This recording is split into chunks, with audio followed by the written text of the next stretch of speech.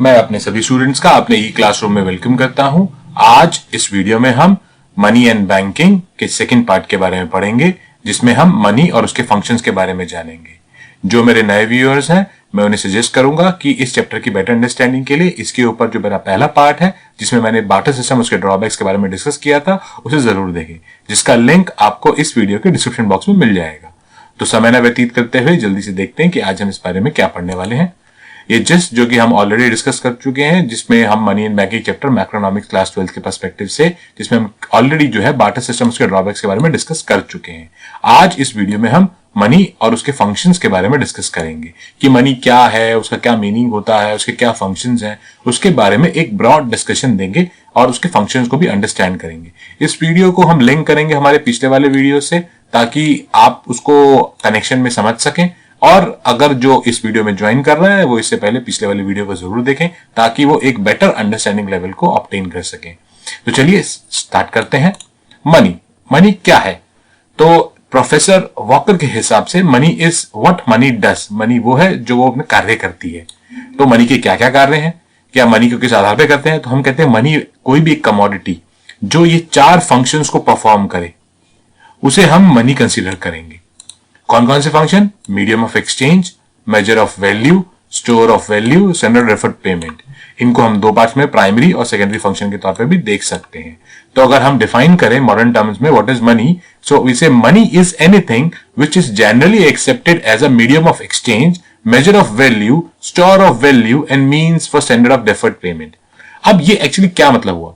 देखिए, professor walker ये कह रहे हैं कि मनी वो है जो उसके कार्य है। कोई भी अगर हम समझ जाते हैं कि मुद्रा क्या है, मनी क्या है, तो उसके कार्य समझाएंगे कि किस चीज को मनी कंसिडर करेंगे।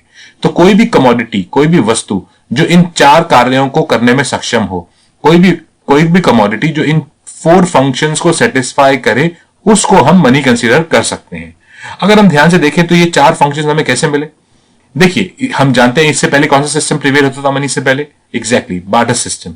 तो बार्टर सिस्टम में कुछ समस्याएं थी और उन समस्याओं के सोल्यूशन ही कहीं ना कहीं हमारे नए सिस्टम को अडॉप्ट करने में हमें हेल्पफुल रहे। तो हम अक्सर देखते हैं कि हम क्या करते हैं, हमारे कोई भी अगर हम कोई एक सिस्टम रन कर रहे हैं और सिस्टम में हमें कोई डिफिकल्टीज आ रही है, तो हम उससे एक बेटर सिस्टम डेवलप करने का प्रयास करते हैं। तो हमारा जो पहले सिस्टम रन कर रहा था दैट वाज बार्टर सिस्टम, और उस बार्टर सिस्टम में समस्याएं थी। वो समस्याएं क्या थी? डबल कोइंसिडेंस वांट था, lack of common measure of value था, lack of store of value था, lack of standard of deferred payment था।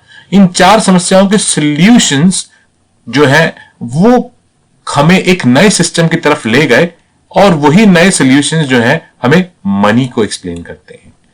तो अगर हम देखें, medium of exchange is nothing but a solution of double coincidence of want. जो common measure of value है वो lack of common measure value का सॉल्यूशन है, lack of store of value का सॉल्यूशन स्टोर ऑफ वैल्यू है, और lack of standard of deferred payment का solution standard of deferred payment है। तो अगर हम देखें, मनी के जो फंक्शंस हैं वो कहीं ना कहीं उन बार्टर सिस्टम की प्रॉब्लम्स का सॉल्यूशन है जो उसको डिफाइन करने में हमें हेल्प करते हैं। तो इनको हम एक एक करके जानेंगे। What is medium of exchange, what is common measure of value, what is store of value and what is standard of deferred payment.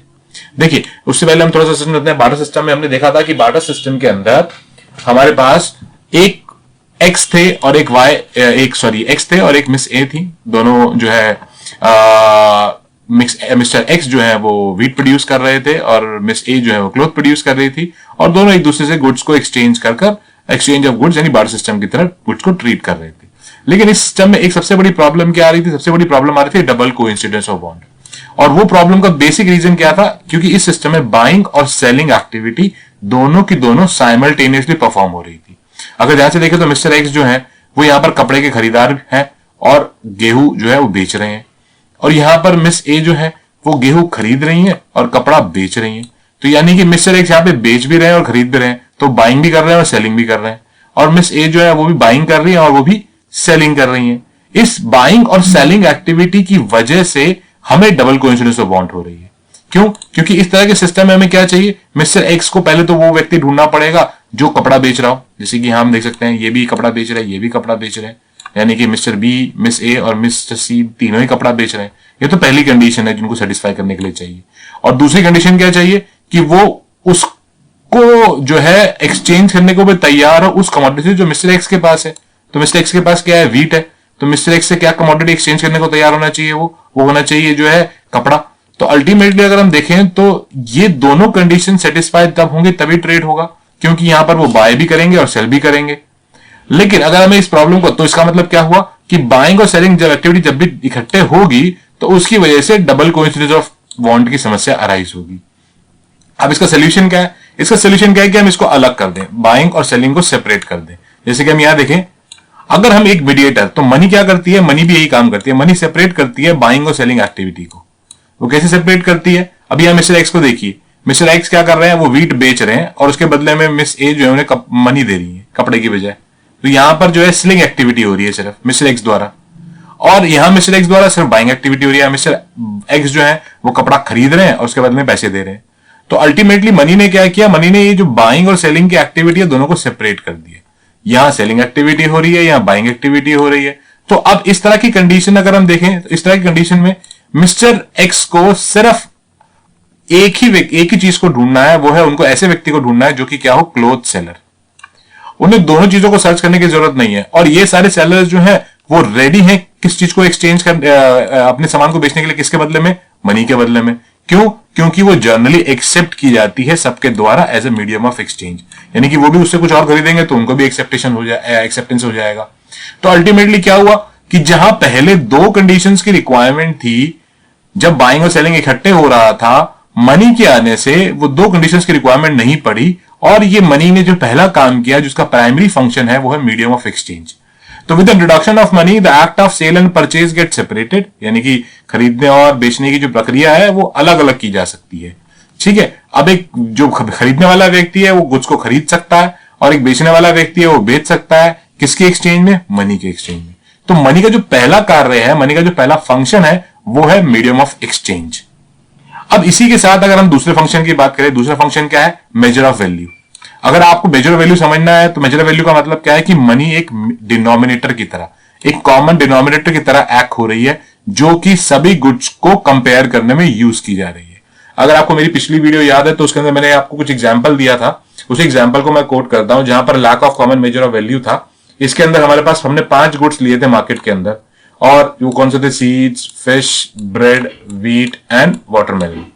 और हमने कहा था कि अगर हमें इन गुड्स को एक्सचेंज करना है तो हमें इन गुड्स को एक्सचेंज करने के लिए एक लंबी लिस्ट बनानी पड़ेगी। फॉर एग्जांपल, अगर मान लीजिए फिश सेलर है, उसे अपनी एक मच्छी का कीमत तय करनी है, तो उसके लिए एक लंबी लिस्ट उसे बनानी पड़ेगी कि एक मछली जो है वो कितने सीड्स के बैग के बराबर होगी, कितने व्हीट के बराबर होगी, कितने लूफ ऑफ ब्रेड के बराबर होगी, कितने वाटरमेलन के बराबर होगी। तो इस तरह से जो सेलिंग प्रोसेस है वो बड़ा कॉम्प्लेक्स हो जाता था, क्योंकि आपको हर कमोडिटी के प्राइस की लंबी लिस्ट मेंटेन करनी पड़ रही थी। लेकिन मनी के आने से ये जो प्रोसेस है ये बहुत सिंप्लीफाई हो गया। कैसे सिंप्लीफाई हो गया? क्योंकि अब हर चीज को किससे कंपेयर कर रहे हो? मनी से। तो यानी मनी क्या बन गया? मनी कॉमन डिनोमिनेटर बन गया। यानी कि पहले क्या हो रहा था? Under barter system, barter system एक मछली की कॉस्ट जो है उसको हम अलग अलग कमोडिटीज की बेसिस में हम कैलकुलेट कर रहे थे। लेकिन अब इन सभी कमोडिटीज की जो कीमत है वो हम किस में लगा सकते हैं? मनी में। एग्जैक्टली। और हर एक को हम मनी में कंपेयर कर सकते हैं। तो अब हम हर एक वैल्यू को कंपेयर कर सकते हैं, हमें लंबी लिस्ट याद करने की जरूरत नहीं है कि एक मछली कीमत कितनी कितनी चीजों के बराबर होगी, या सेलर को उसको बस एक चीज याद करने की वो कितनी पैसे के बराबर होगी, कितने मनी के बराबर होगी। तो हमें क्या मिल गया? एक कॉमन डिनोमिनेटर मिल गया जिससे हम हर चीज को कंपेयर कर सकते हैं।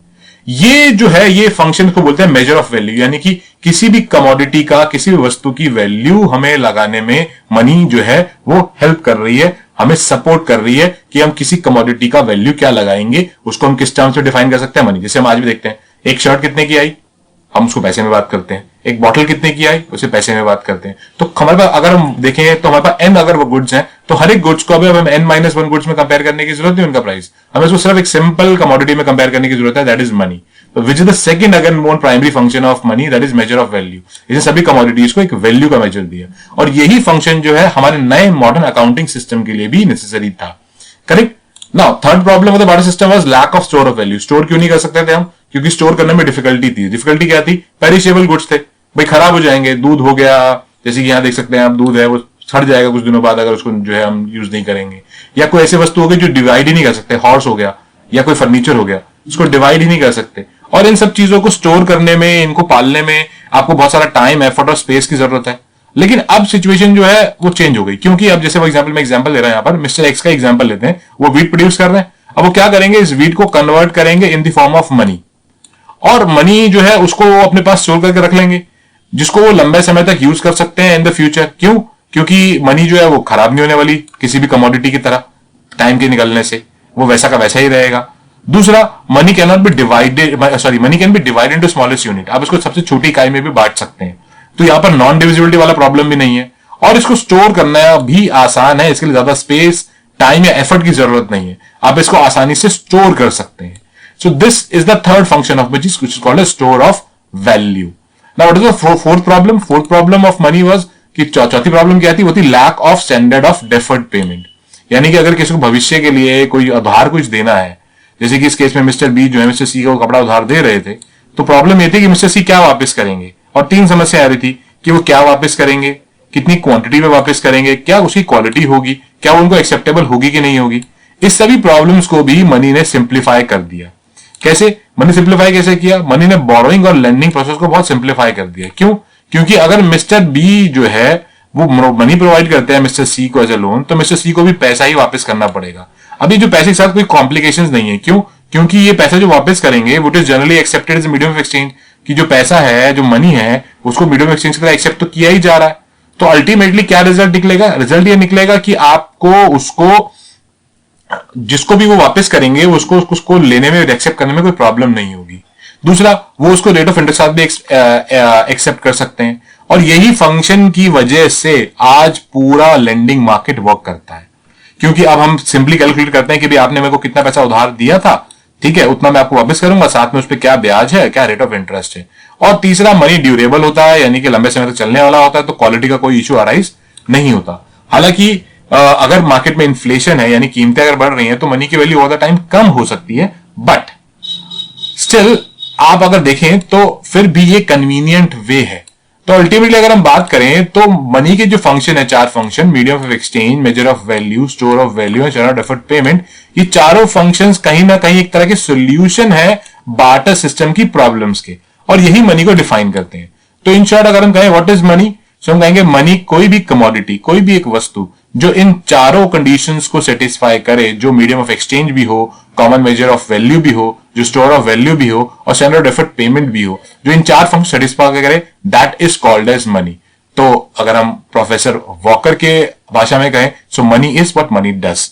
मनी वो है जो वो कार्य करती है, और उसके ये चार कार्य ही किसी भी चीज को किसी भी कमोडिटी को मनी के रूप में परिभाषित करेंगे, यानी कि these four function will define any commodity as money. I hope मेरी इस वीडियो के बाद आपको मनी के बारे में समझ में आया होगा। Thank you for watching my video.